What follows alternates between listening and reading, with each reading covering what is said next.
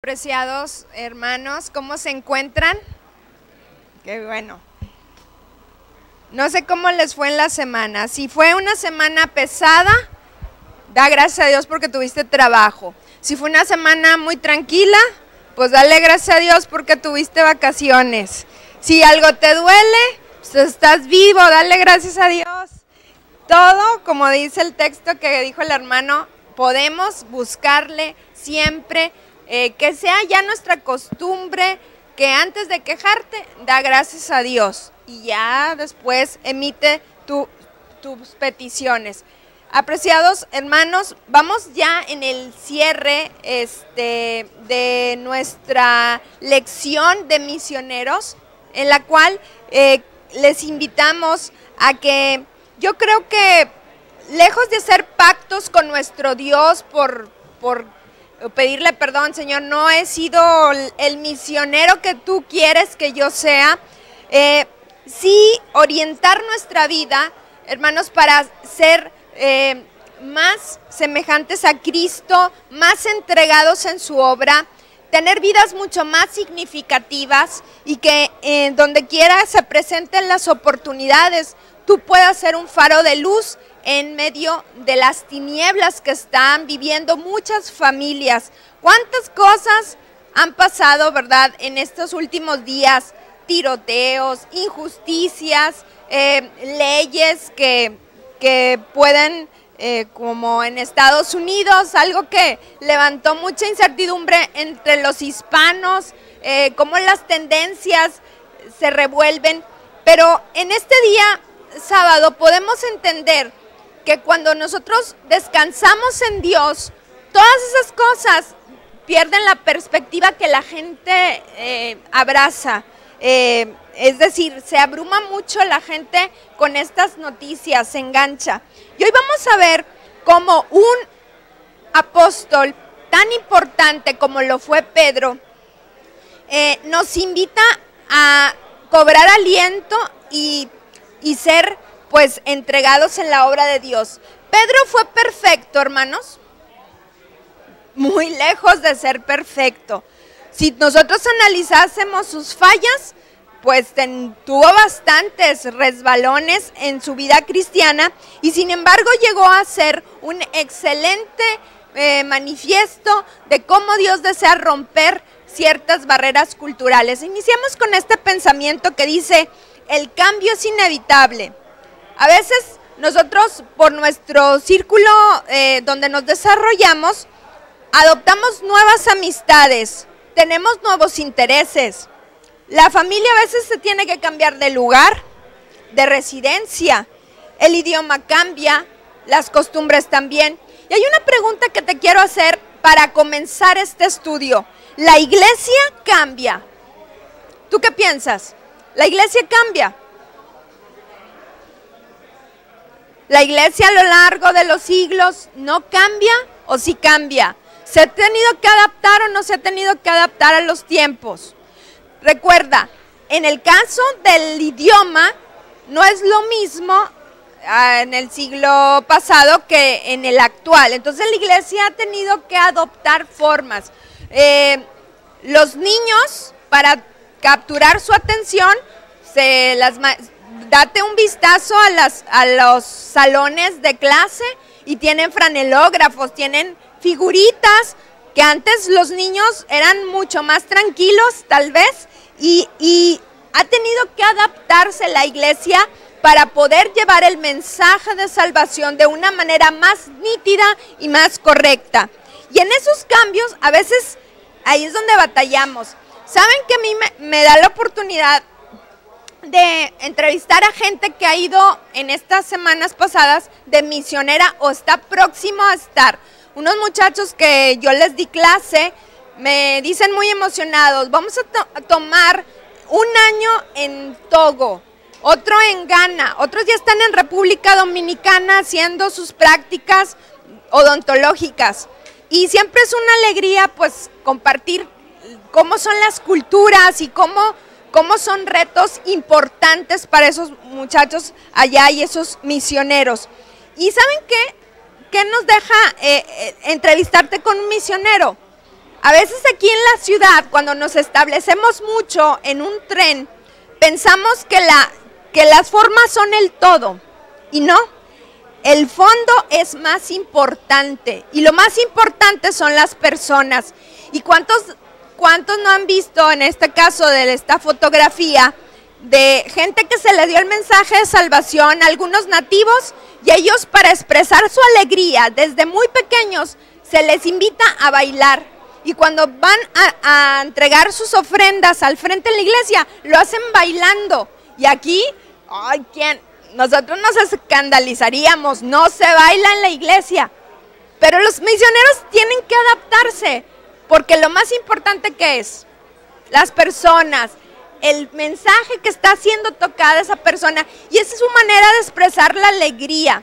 ¿Sabían que en la India una vez fueron unos misioneros adventistas y hicieron un espacio de tiempo para dedicar niños?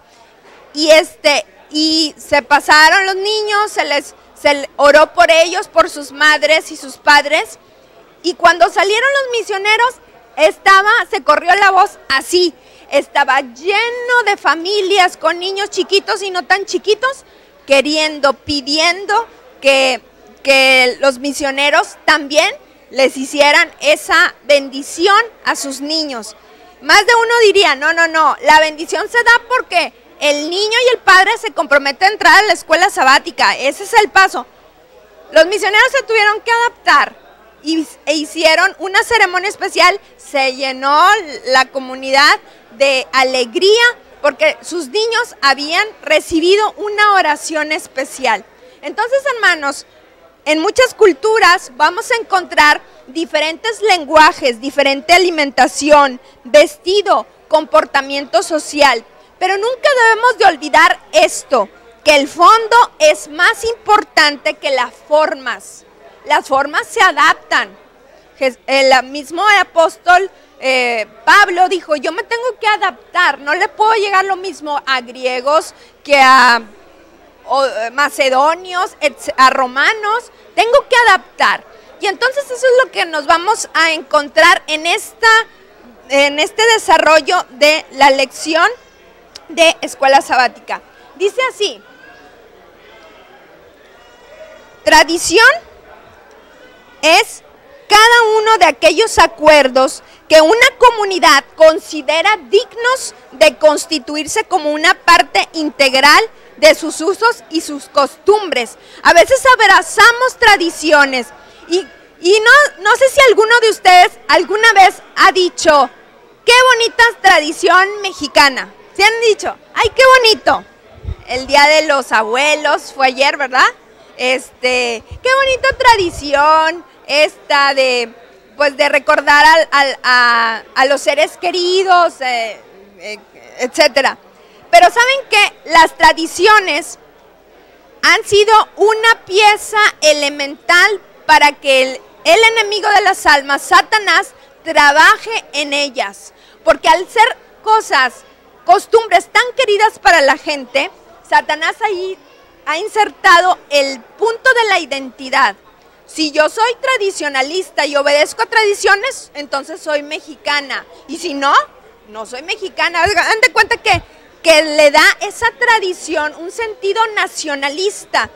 Y es muy peligroso porque sabemos por profecía que nosotros nos debemos a la identidad máxima, que es ser hijos de Dios y obedecer a los 10 mandamientos. Y muchas tradiciones muy queridas por la mayoría, al menos en nuestro país, están en contra de la palabra de Dios.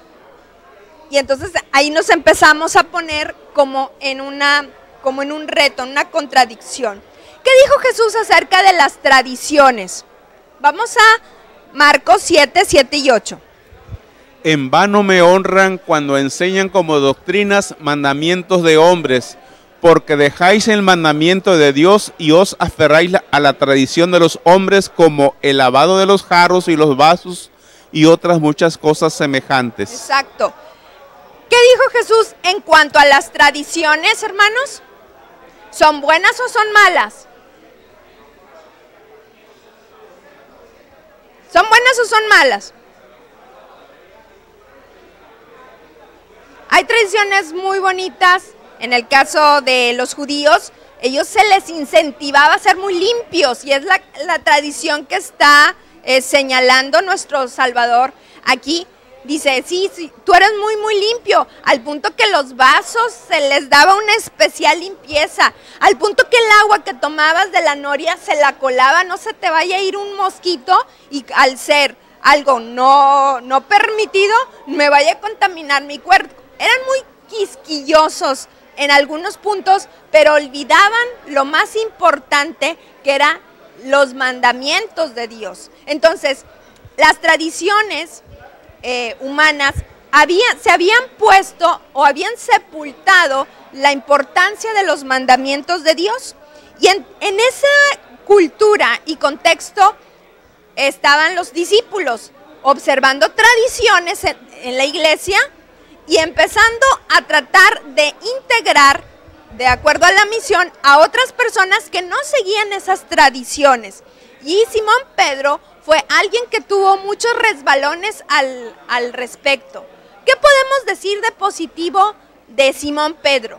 A ver, hermanos, había algunos datos extra de los que yo les presento aquí en la lección. ¿A cuántos países llegó Simón Pedro?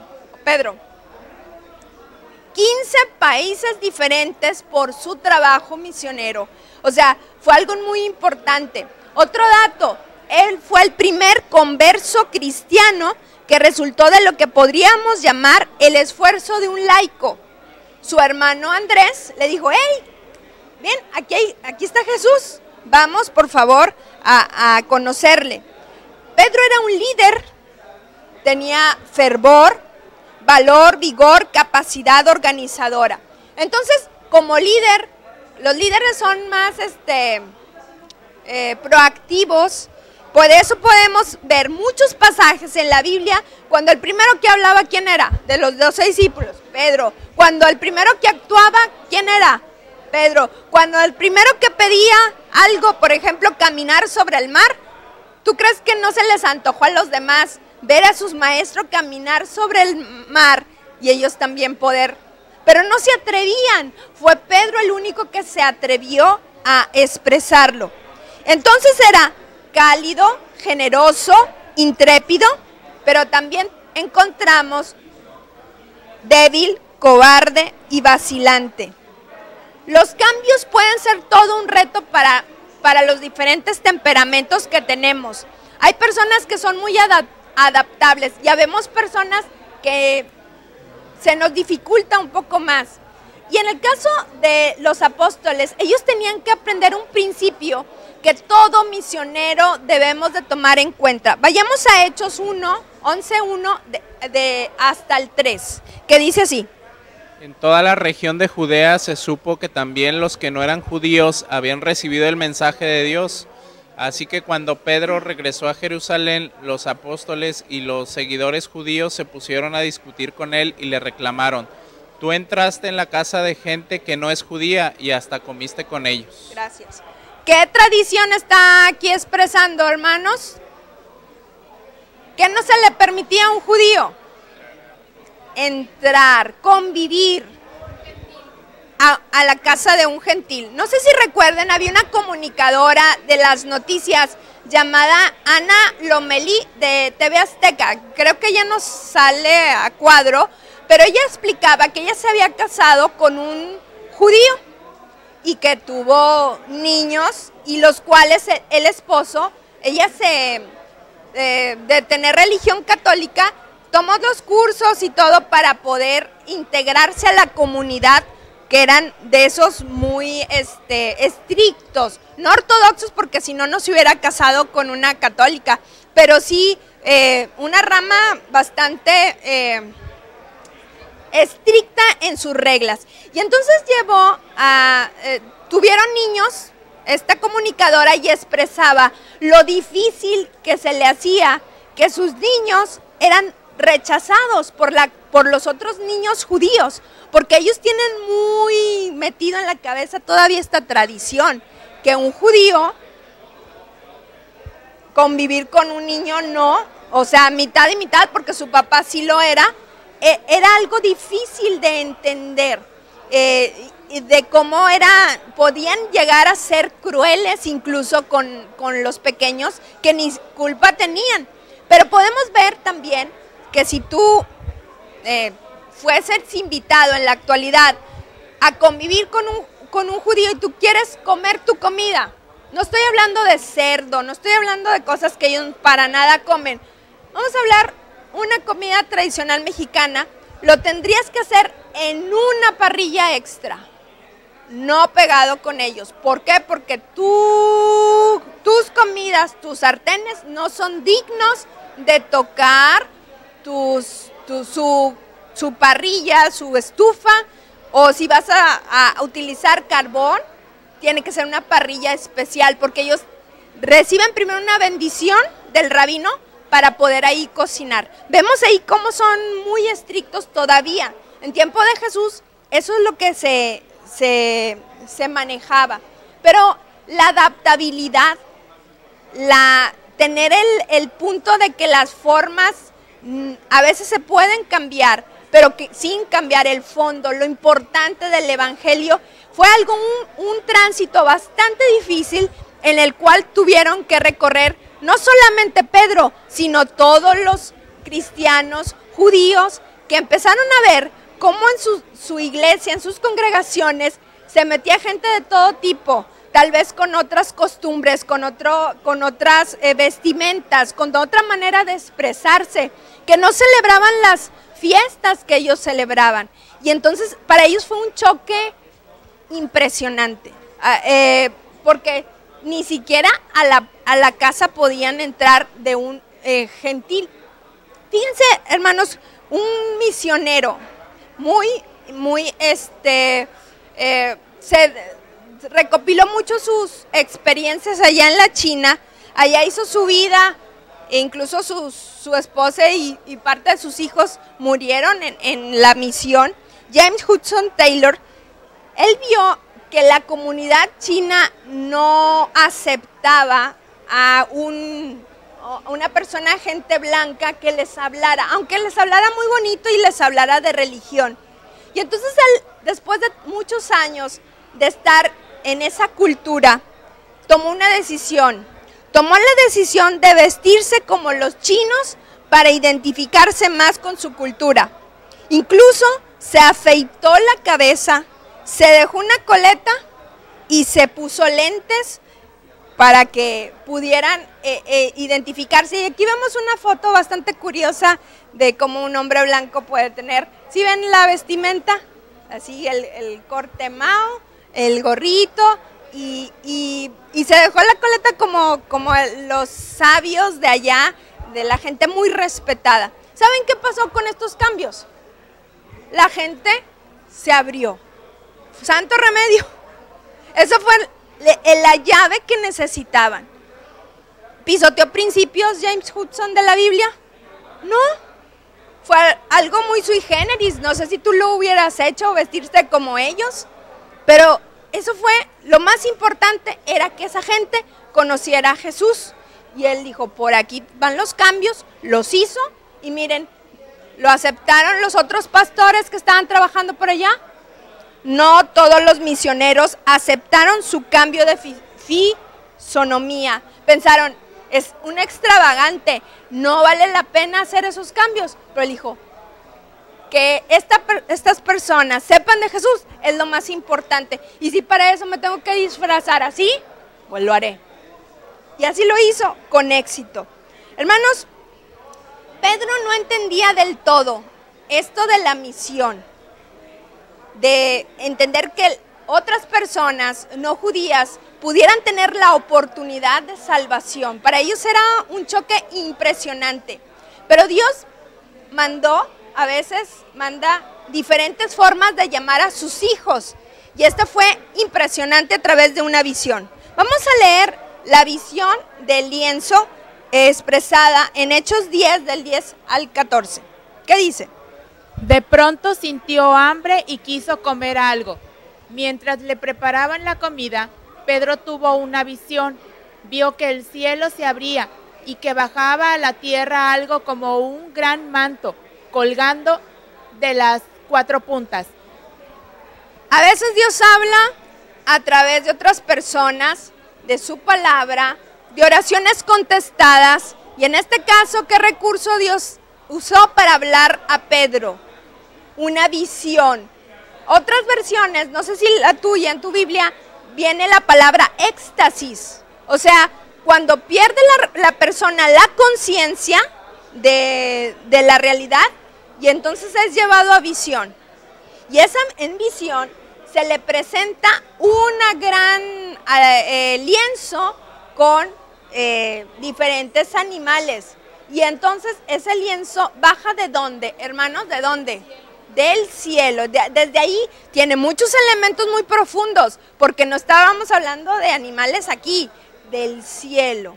Y que si vamos a ver otra persona que nos diga el resto de la visión. En el manto había toda clase de animales y hasta reptiles y aves.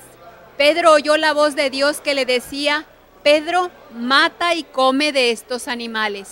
Pedro respondió: no, Señor, de ninguna manera. Nuestra ley no nos permite comer carne de esos animales y yo jamás he comido nada que esté prohibido. No sé si alcances a ver esta gráfica, pero ¿qué animales serían? ¿Qué animales? Miren, ahí hay un serpiente, cocodrilo, chango, buitres, carroñeros. Todos los animales que estaban allí en el Levítico 11 estaban prohibidos para consumo humano. O sea, el Hijo de Dios. Y entonces aquí hay la gente que come de todo tipo de carnes se confunde o piensa: ahí está, si Dios lo hizo, te lo comes. Sea conejo, avestruz, carroñero, cocodrilo, todo es bueno para comer. Pero la pregunta, hermanos, haremos un paréntesis. ¿Esta visión fue sobre alimentación o sobre misión? Sobre misión. En Levítico 11 hace una distinción entre animales limpios y animales inmundos. Y allí todos los animales que Pedro vio estaban en la calificación de prohibidos. Por eso podemos ver ese lienzo con cosas que no debemos de comer. Y alguien dice: es que eso era una tradición judía.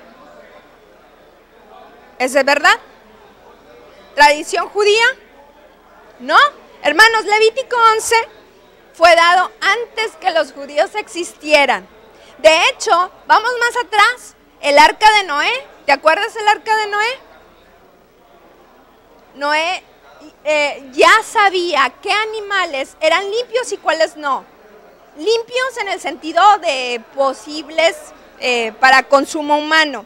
Y esta distinción fue establecida por Noé, ¿no? Por Dios. Dios ya se lo había dado. Entonces, todas esas personas que dicen: es que puedo comer estos animales porque eso es tradición judía, están errando sin base bíblica. Con base bíblica podemos decir que el diseñador de todas las cosas, Él sabe qué es lo mejor para nuestros cuerpos. ¿Estamos de acuerdo? Sí. Y sabemos, por ejemplo, un animal tan consumido como lo es el cerdo, es un animal lleno de toxinas porque no suda. Entonces, cuando te lo comes y dice la gente: es que está muy rico. No has escuchado, pero es que sabe muy bueno. O por ejemplo, yo puse el otro día una gráfica que me encontré entre los animales, como los camarones, haciendo una referencia que son como si fuesen los cucarachos del mar. Y la gente se escandalizó. ¿Qué te pasa? Saben muy buenos. Pero ¿verdad que comen los camarones? Puro desecho. Y dice: ay, es que ahí está el sabor. Pero hermanos, no. Hay que ser respetuosos de las leyes de la salud, porque no son para los judíos, fueron dadas para la humanidad en general. Y vemos dos puntos importantes para decir que esa visión de Pedro no tenía nada que ver con alimentación, sino que tenía mucho que ver con misión, algo que él todavía no entendía. Así que la interpretación de la visión, vayamos a Hechos 10:28. Y les dijo, vosotros sabéis que es contra la ley que un judío se asocie con un extranjero o lo visite, pero Dios me ha mostrado que a ningún hombre llame profano o impuro. Exacto. Hermanos, aquí en pocas palabras, cuando tienes una visión, generalmente en la Biblia, más adelante te vas a encontrar su interpretación, y este es el caso. La gente que argumenta que esto se está hablando de alimentación, más adelante el mismo Pedro es el que está dando la explicación de que, hey, lo que me quiso decir Dios al bajar desde el cielo ese lienzo fue que a ningún hombre, a ver, otra vez, a ningún qué, hombre, no alimento, hombre, llame yo profano o impuro. ¿Sí me explico? Y entonces allí va ligado con un gran milagro de conversión. El apóstol Pedro tuvo que ver, fue invitado aquí a la casa de un hombre que por tradición no debería de haber entrado a su casa, pero decidió, ¿qué es más importante? ¿Las tradiciones que no tienen sustento bíblico o dar el mensaje de salvación?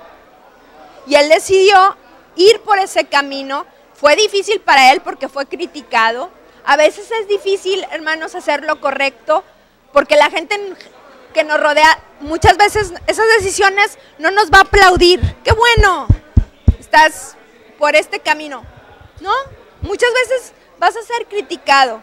Y en el caso del apóstol Pedro, se encontró con esta comitiva que un hombre muy bueno llamado Cornelio había mandado, que también había tenido su propia visión, y él quería entender el mensaje de salvación con más detalle. Y Dios le dijo, hey, manda a traer a este hombre llamado Simón Pedro. Y esa es la entrevista que acabamos de leer.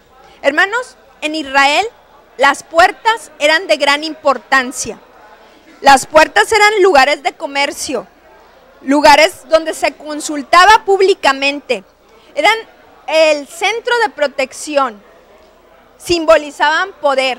Había jueces que se sentaban a las puertas y tú le llevabas, oye, como el juez, nosotros llamamos juez de barrio, un juez local, con esa autoridad.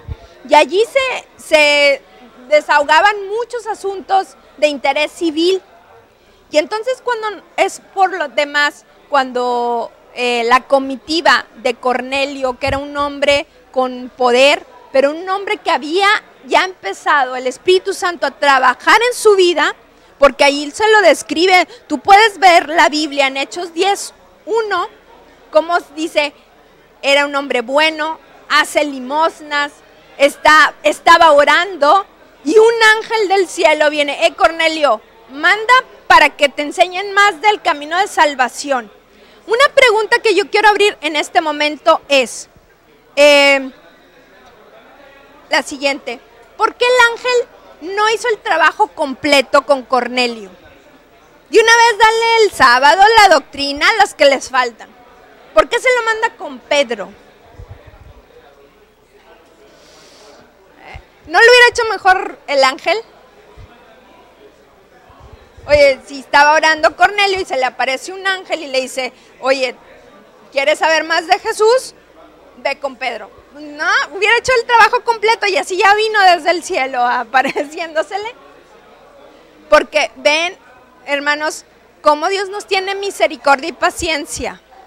Dios quería que Pedro y a su vez toda la iglesia entendiera el principio de la misión, que la misión es entrega, que la misión es romper a veces costumbres que no tienen base bíblica, que la misión es misericordia, que la misión a veces nos hace desacomodarnos en nuestro tren cómodo de vida para poder alcanzar a otras personas.